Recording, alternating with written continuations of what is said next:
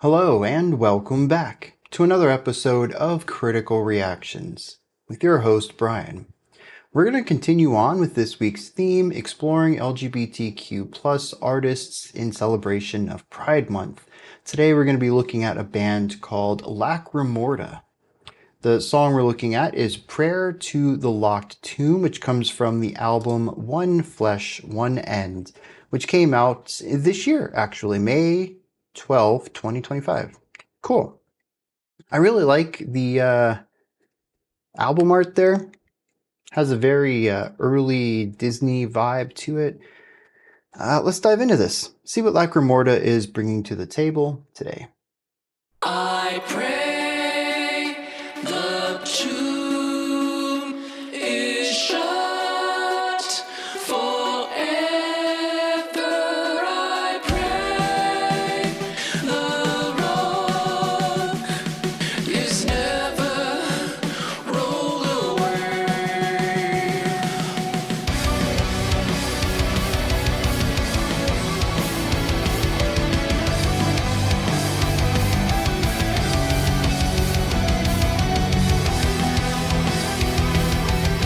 So far, we have a rather theatric opening.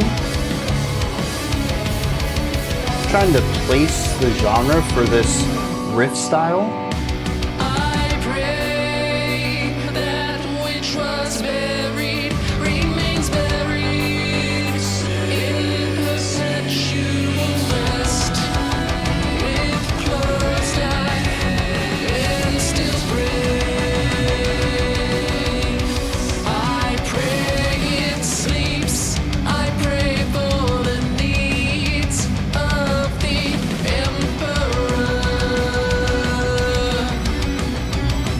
of giving the undying king his It kind of reminds me of metalcore, actually. A lower energy.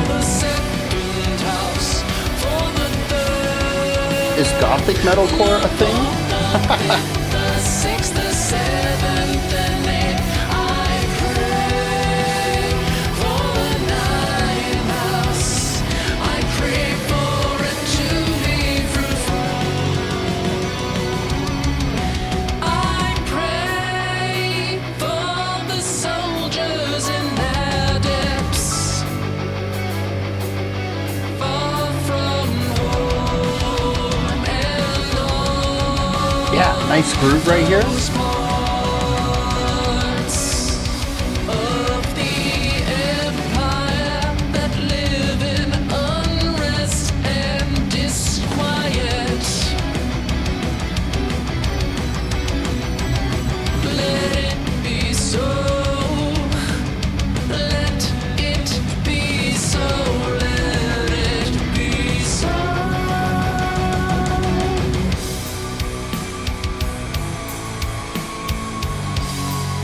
It kind of has a gothy vibe to it as well. Particular, a little bit of the instrumentation. We do have some bells over here, and the synths in the background, I guess, kind of fit into it, but it's very much also the chord progression of this song.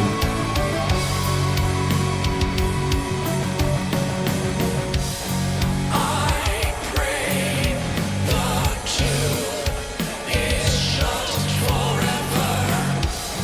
I pray the rock is never rolled away.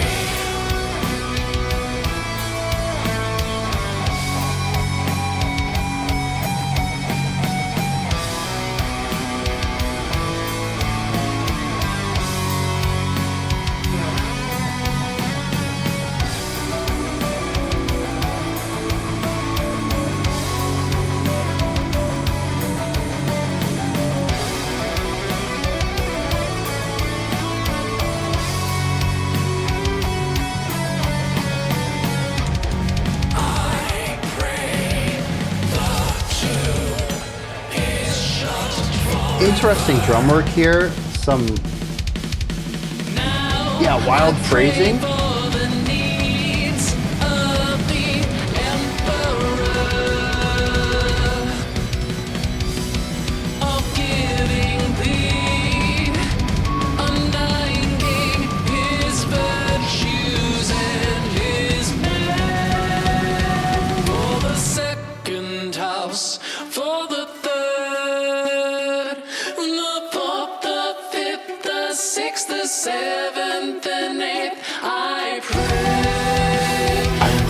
like. I really like the production on it.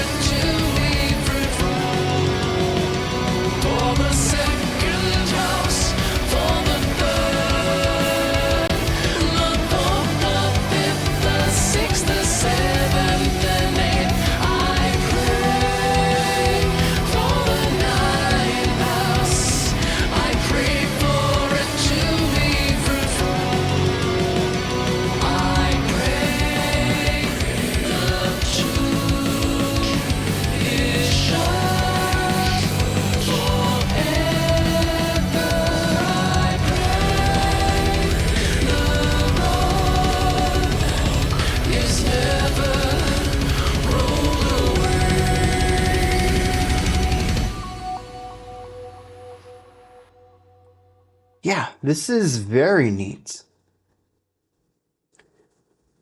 I kind of chuckled a little bit, got a bit of a smile on my face towards the end because I finally figured out what this reminds me of. And it's a really interesting midpoint between, why am I blanking out on names?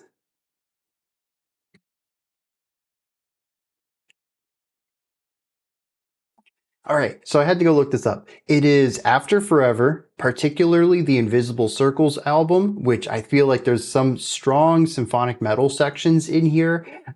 But for the most part, I also hear a lot of post-hardcore, and I couldn't really figure out where I had heard like symphonic post-hardcore before, or like Gothic Theatric post-hardcore. And then it dawned on me, I was like, nah, dude, this is After Forever meets I Am Ghost. And that's when things just really clicked for me. And I think I'm gonna have to check out this whole album. It might actually already be on my list if it's been brought to my attention in the past. We do have a recent releases channel in the Discord server. So there's a chance that someone mentioned it there when it was released back in May.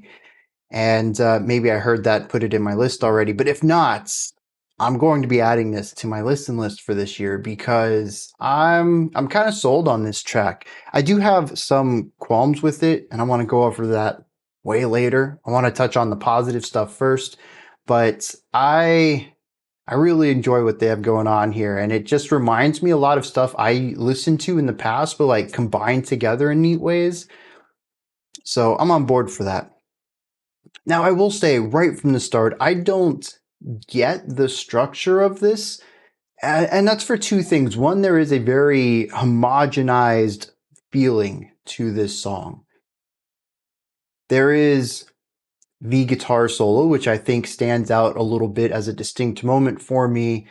And then there's some specific instruments that stand out. But as far as feelings, vibes, I couldn't really tell you what the structure was of this. It all blurred together into a linear journey for me, which is a blessing and a curse, maybe. It's really difficult for me to figure out what's going on in this track on a first listen because it is all semi-samey. But at the same time, the fact that it all blurs together is usually indicative of a good thing. I was enjoying myself so much that I wasn't paying attention as much to every single nitty detail going on. And I kind of consumed it more on like a larger scale idea. And that's partially true. I was paying quite a bit of attention to it, but I was also just enjoying this casually as well.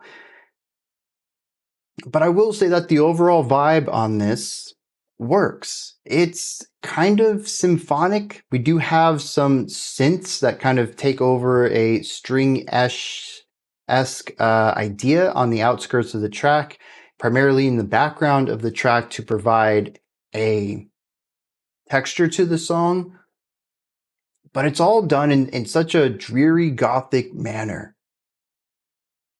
And so we have the theatrics of the symphonic writing. We have some more expansive chord progressions in here, but for the most part, I'd say that this is a pretty straightforward metal track that tends to err to the gloomier side of things while still ensuring almost a melodramatic element of theatrics. And what I find really interesting is that this theatrical angle primarily comes from the vocals.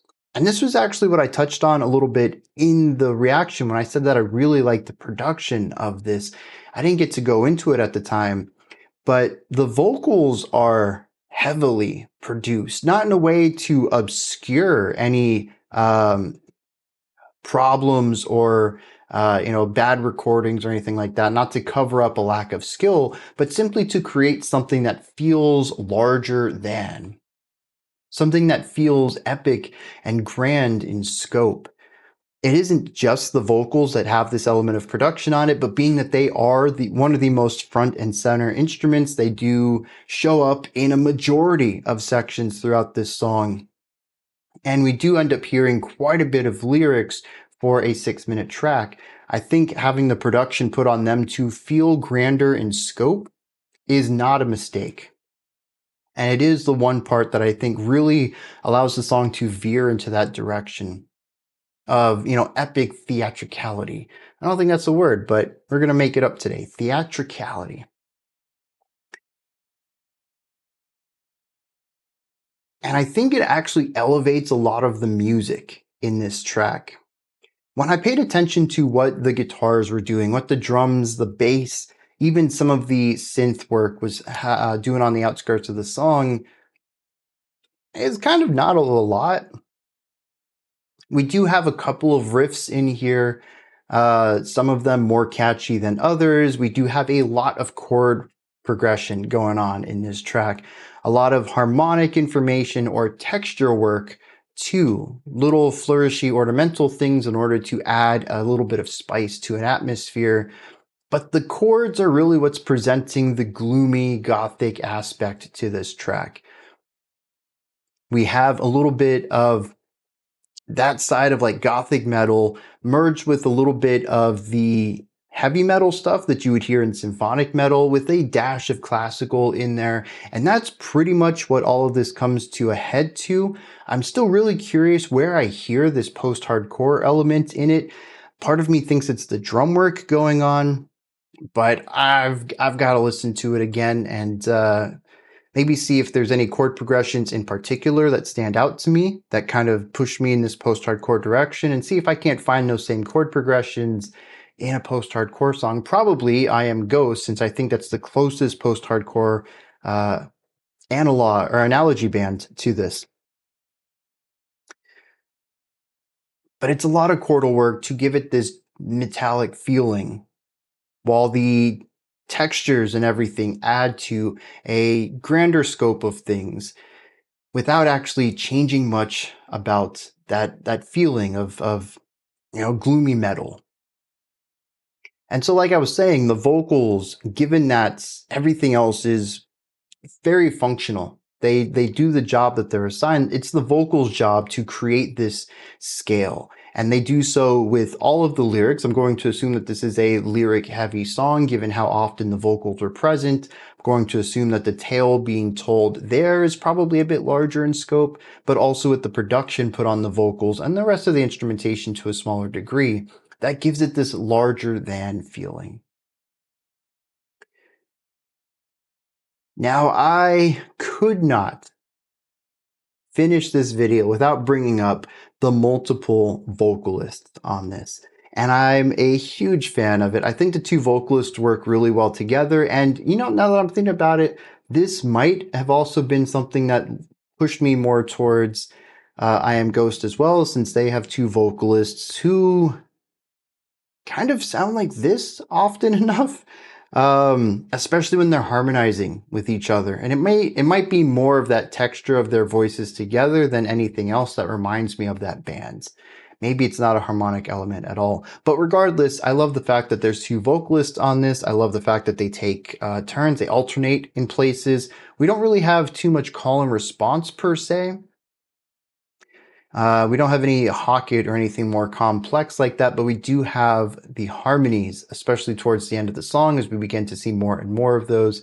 And I am just a sucker for multiple vocalists, and they've got me here. And this is certainly one of the big draws on this band, and is, I'm not gonna lie, one of the big reasons I want to dive into them. And I just absolutely love it. But I did say that I have a couple gripes with it, and I don't know what this is. Maybe if someone has a better ear for this, y'all could let me know. It's missing something. I think the composition is fairly solid. The production is well done,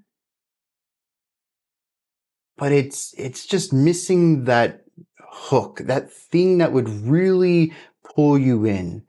It's that X factor. That's the difference between a great band and a legendary band. I think they have the chops here, compositionally, performance-wise.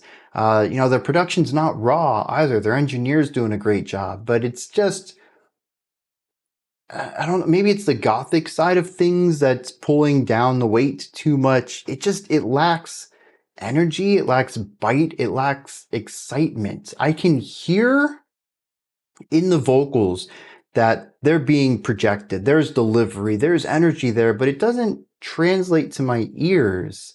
Maybe it's a production thing. Like I said, I don't know, and I'm curious if anyone else feels this as well. There's just something in here that maybe it's just me. It isn't quite clicking. It's like everything is mostly in place, but everything's just a hair bit out of place, and the picture is just still a little blurry, a little fuzzy. You can tell it's there. You can tell the picture is solid, but it's just not crystal clear yet. And that's kind of how I feel about it. Maybe it's just this one song. Maybe the other tracks are different. Maybe it is a compositional thing, and the other songs are going to grab me in a way that this one didn't. But like I said, on paper, everything looks good. The end result's just, it's missing a little spice. Something to really elevate it to that 9 or 10 out of 10 level, where right now it's like a 7 or an 8. Like it could be better. I just don't know what to do to push it to that next level. Let me read some lyrics on this one, and then we're going to wrap this video up. So the song's called Prayer to the Locked Tomb, and the song says that it prays a lot, and it is mostly about allowing that which is locked away to rest. Like, this is one of those songs where you read the title and it's exactly what that's about. There is a lot of repetition in here, so we're only going to go over the new lines, of which there's not that many. The first verse says, I pray the tomb is shut forever. I pray the rock is never rolled away. I pray that which was buried remains buried in a perpetual rest with closed eyes and still brain. I pray it sleeps. I pray for the needs of the emperor, all giving thee, undying king, his virtues and his men. So on the literal surface, this idea that there's a tomb and a rock in front of it, and just praying that this stuff remains undisturbed and that whatever is inside does not awaken. But I think on a metaphorical level, this too is about putting that which is in the past and leaving it there. About not letting it creep back up, about not letting your life be defined by the actions of things that you can't control anymore. There are events that have already gone and passed. Just move on from them. And I pray that none of this ever crops back up. But it also says that they pray for the needs of the emperor, the all-giving, undying king, and his virtues and his men. And it makes me wonder if this is talking about something specific, some sort of specific lore, maybe another work of media, but maybe also this is a concept album and I'm supposed to know who this king is. But then we hit the chorus and it says, for the second house, the third, the fourth, the fifth, the sixth, the seventh, and eighth, I pray for the ninth house. I pray for it to be fruitful. So there are at least 9 houses of the Undying King, beneath the Undying King, and they pray for that to bring good fortunes for whatever the houses need. As previously stated, this character prays for the Undying King, his virtues, and his men, all of the houses beneath him as well. Goes on to say, pray for the soldiers and adepts far from home, and all those parts of the empire that live in unrest and disquiet. Basically says, I pray for everything, for the past to be the past, for things in the present to go well, so that we can have a good future ahead of us. Everything past this is some sort of repetition of one of these stanzas we just explored. Now, what's interesting is I don't get any of this from the music. This isn't quite as theatric as I expected, and lyrically, I'd say this is a bit more internal, external. It feels like something that should be introspective. These are the wishes of the self, but they're also externally displayed, almost as if it's a ritual for public consumption, not something you just do within yourself, but something you display for others to see. It could be a part of living in this empire, of showing your undying fealty to the Undying King. And I find that to be interesting. Because so often in media, this is used to showcase, one, the expectations of the state of a character, but also typically also shows that they're going to push against it. And I wonder if this character will eventually defy the emperor and become an outcast to the empire. And see, I also wonder if this is part of a larger thing, maybe a concept album, or maybe just a series of songs. Maybe not necessarily the whole album is conceptual, but maybe it is connected to other tracks, because this is such a specific, small event. I find that to be an interesting thing to put a song about, especially given how long the song is and how many times this stuff is repeated. It really turns it a little bit into a mantra, which again makes it sound more performative than when you really mean it. Why can't I think of that word? Authentic, possibly. And now I'm getting into the lore of this. What's going on in this track? So yeah, I'm gonna have to check out this album, I think. I mean, I already know I will, but maybe on this level as well. But these are just my thoughts on Lacrimorta's Prayer to the Locked Tomb. What did you think of this song? Is there anything that stood out to you? Anything that you want to add on to what I said or correct me on? Maybe you completely disagree with something I said. Maybe you have your own interpretation or opinion or perspective on this track. Please put all of that and anything else you want to add to the comment section below the video. Above that, in the description box, is a link to Linktree. Takes you here. You can find links to my music, ways to support the channel, a link to the Discord server, and so much more. Above that, if you could, like, subscribe, and ring the bell. I greatly appreciate all 3 of those. All right, that wraps it up for today. I'll be back tomorrow, though, 5 p.m. Eastern Standard Time, 9 p.m. UTC. As usual, we're going to check out a full album. Until next time, remember to be critical, not cynical, with the music you listen to. Did I say this already? If not, I'm having some wild deja vu. Anyways, and have a fantastic morning, afternoon, or evening, whenever you choose to watch my videos.